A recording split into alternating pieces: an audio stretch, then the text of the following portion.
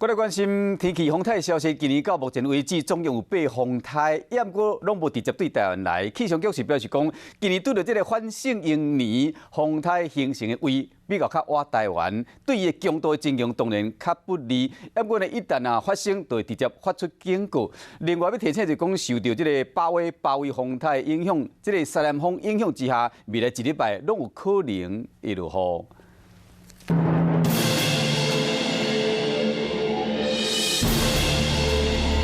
风台对台湾的影响只有落雨，无亲像过去透风佮透雨。照伊路线来看，今年有8个风台，无任何一个对台湾直直来，强度大部分拢是轻度，威力无强。气象局表示，今年拄着反省英年，风台对咱的影响还未形成的所在有足大的关系，并没有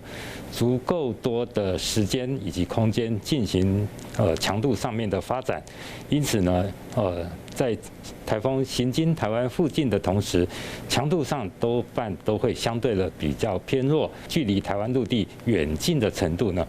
多半仍然还是跟太平洋高压的强弱有关。虽然讲今年的风台接近台湾的强度无悬，但是外围的款流嘛要注意。8位风台已经走真远啊，这礼拜受到西南风的影响，今仔日和明仔载中南部的落雨一阵一阵。另外，因为沉降作用，新北、台北、基隆、桃园、宜兰、花莲、台东拢有36度的高温，拜3到拜5嘛落雨。中南部地区还有